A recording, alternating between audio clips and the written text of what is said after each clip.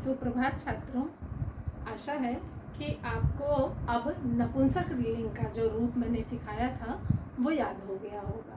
अब आइए आगे फिर से हम अकारांत यानी कि पुल्लिंग शब्दों में सिर्फ अकारांत ही नहीं और भी शब्द होते हैं जो कि पुल्लिंग शब्द होते हैं। तो इसमें जैसे कि अकारांत, उकारांत, ऋकारांत, ये सारे ही शब्द पुल्लिंग हुआ करते हैं।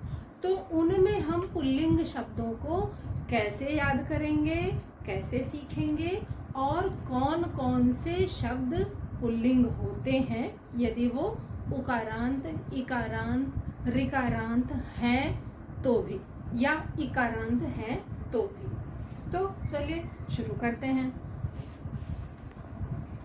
आज मैं आपको इकारांत पुल्लिंग शब्द के रूप याद करना सिखाऊंगी, जिसमें इकारांत पुल्लिंग में कौन कौन से शब्द आते हैं, जैसे कवि हो गया, मति हो गया, हरि हो गया।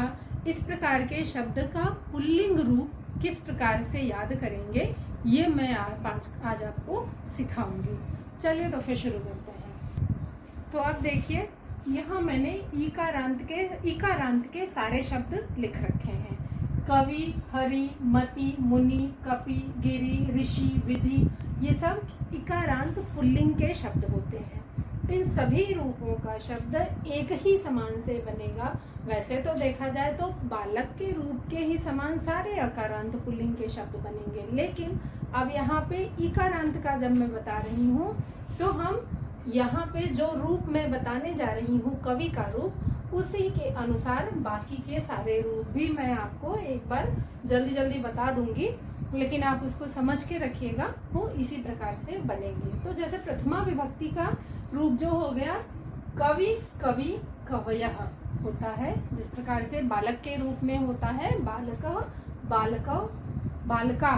तो यहाँ पर जब हम इकारांत में आते हैं तो वो उस प्रकार से ना होकर थोड़ा परिवर्तित होकर के कवि, कवि और कवयः हो जाता है। इसके बाद अब जैसा कि आप देख सकते हैं, मैंने पूरा रूप यहाँ लिख दिया है और इसको मैं अब धीरे धीरे आपको समझाती हूँ।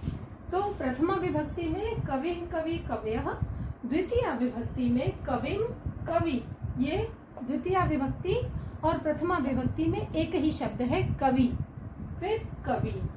तृतीय विभक्ति कविना, कविभ्याम, कविभिः। अब यहाँ हम देख रहे हैं कि फिर हमारा यहाँ पे तृतीय, चतुर्थी और पंचमी विभक्ति में एक ही शब्द है। तो ये मैं आगे बताऊंगी कि याद करने में किस प्रकार से आसानी होगी। अभी हम पूरा पढ़ते हैं। फिर चतुर्थी विभक्ति में कवये, कविभ्याम, कविभ्यः। पंचमी विभक्ति में कवेः, कविभ्याम, कविभ्यः। फिर षष्ठी विभक्ति में कवेः, कवयोः, कवीनाम्। फिर इसके बाद सप्तमी विभक्ति में कवौ, कवयोः, कविषु। फिर उसके बाद संबोधन में हे कवे, हे कवि और हे कवयः। तो अब यहाँ पे यदि हम इनको याद करने के लिए, मैंने पिछले वीडियो में भी आपको बताया था कि हम इस प्रकार से वचन के अनुसार अगर याद करना शुरू करेंगे तो हमको ये ज़्यादा आसानी से याद होगा। तो वचन के अनुसार मैंने आपको बताया था कि हम इस प्रकार से याद कर लेंगे, जैसे कि सारी विभक्तियाँ एक वचन में एक बार में याद करेंगे। तो कैसे एक वचन में सारी विभक्तियां एक बार में याद करेंगे? कवि, कविम, कविना, कवये, कवेः, कवेः, कवौ, हे कवे। कवि, कविम, कविना, कवये, कवेः, कवेः, कवौ, हे कवे। इसी प्रकार से जब हम द्विवचन में आएंगे वो सारी की सारी विभक्तियां, तो इसमें द्विवचन में हमें सबसे कम याद करना पड़ता है। कैसे सबसे कम याद करना पड़ता है? कि कवि, कवि, दो बार एक ही कवि शब्द हम याद करेंगे और वो हमारा प्रथमा और द्वितीय दोनों विभक्ति के लिए याद हो जाएगा। फिर हम कविभ्याम याद कर लेंगे तो वो हमारा तृतीय, चतुर्थी और पंचमी विभक्ति के लिए एक ही शब्द हो जाएगा। इसी प्रकार से हम कवयोः याद कर लेंगे तो वो हमारा षष्ठी और सप्तमी दो विभक्तियों के लिए हो जाएगा। और संबोधन में हे कवि याद कर लेंगे। इस प्रकार से हमको द्विवचन के सारे शब्द आसानी से याद हो जाएंगे। फिर हम बहुवचन की तरफ बढ़ते हैं।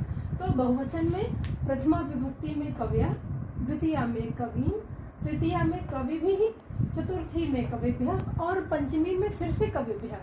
अब कविभ्यः शब्द क्या हो गया? चतुर्थी और पंचमी विभक्ति में एक समान शब्द है। फिर इसके बाद षष्ठवी में कवीना, सप्तमी में कविश और संबोधन में हे कवयः, यानी कि अब यहाँ पर भी हमारा ये कवि और कवयः ये दो शब्द ही समान होते हैं, जो कि यहाँ पे भी होते हैं।